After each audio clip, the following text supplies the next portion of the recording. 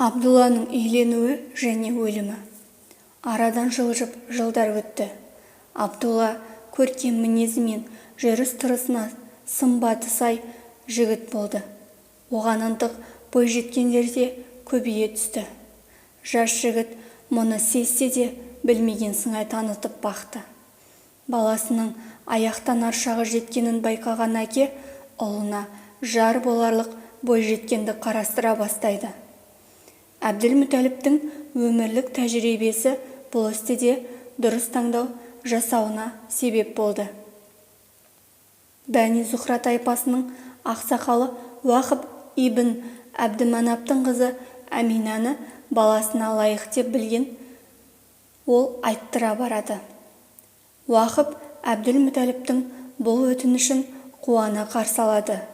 Амандық, саулықтан соң Уақып: «Уа бауырым, біз бұл ұсынысты сен келмес бұрын естідік. Әминаның анасы өткен түнде бір түс көріп, үйімізге бір нұрлы сәуленің енгенін, айналаның жап-жарық болып кеткенін көріпті. Менің де бүгін түнде түсімде бабамыз Ибрахим пайғамбар еніпті. Маған Әбділмүтәліптің ұлы Абдулла мен қызың Әминаның некесін мен қидым. Сен де қабыл еткейсің», деді. Уақыптың қызы Әмина ибалыда, инабатты әрі шежіресі жөнінен де Құрайш қыздары арасында жоғары тұратын. Қай жағынан да Абдуллаға лайық еді. Жасы 14-тегі Әминаның нағыз толған айдай толысып тұрған шағы бұл. Абдулла болса 24-тегі қылшылдаған жігіт. Тойдың болғанынан боладысы қызық демекші, апыр-топыр екі жастың үйлену тойы өткізіліп, болашақта барша болмыстың сұлтаны болатын Мұхаммед пайғамбар саллаллаху алейхи уассалам дүниеге келетін шаңырақ құрылады. Үйленгеннен кейін арада бірнеше апта өткенде мынандай қызық жағдай шықты. Абдулланың жүзіндегі нұр Әминаның маңдайында жарқырады. Мұны көптің көзінен таса ету де мүмкін емес еді. Әмина дүниенің болашақ сұлтанына аяғы ауыр еді. Үйленгеніне бір ай толғанда Абдулла бір сауда керуеніне қосылып Сирияға жол тартады. Бұл оның соңғы сапары еді.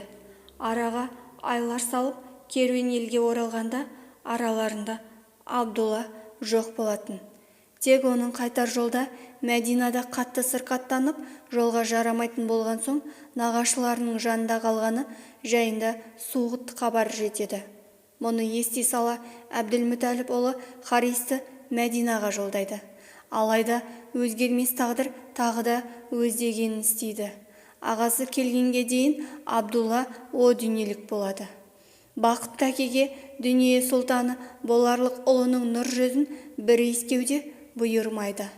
Абдулланың денесі Мәдинадағы Әди ибн Нәжар ұлдарының бірі Нәбиға үйінің ауласында жерленеді. Харис суық хабарды Меккеге жеткізеді. Мекке қайғы жамылып аза тұтады. Жас кәрі деместен өз қалауын жүзеге асыратын аяусыз ажал Абдулланың отбасына да ауыр соққы боп тиеді. Бүкіл меккеліктер аяулы ұлдарын жоқтап, көз жастарын көл қылады. Кенеттен болған қайғылы қаза әсіресе жас келін Әминаның қабырғасын қайыстырады. Күйеуін жоқтап, ботадай бостаған Әминаның ащы даусын естіген пенденің сан сүйегі сыр қарамауы мүмкін емес еді. Ажал құрық салды да, мені тастап сен кеттің. Кебін киіп кетіпсің, оны қайдан білейін. Көзім жасын селдеттім, бүкіл елің ішінде теңкелер пенде жоқ саған. Мейірім дедің, кең едің, сымбат дедің, ередің. Дос шараның құрметтеп, аза тұтып қайғыма, ортақтасып жатқанмен керегі маған сен едің. Әмина осылайша зар еңіреп, жан-жарын жоқтап қалған тұста құрсағындағы сәбиінің дүниеге келуіне 2 айдай ғана уақыт қалған. Абдулла үйленгелі аз ғана уақыт өткен. Сол себепті анау айтқандай мал мүлкі де жоқ. Кенеттен дүниеден озған оның соңында қалдырғаны Үммі Айман есімді күңі, 5 түйе, бірнеше қой, бір қылыш пен азғана күміс ақша.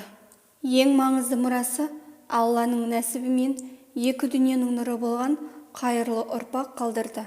Міне нұрымен бар ғаламға жарық шашатын адамзаттың құтқарушысы атанатын Әзірет Мұхаммед саллаллаху алейхи уассалам артық мирас болуы мүмкін бе?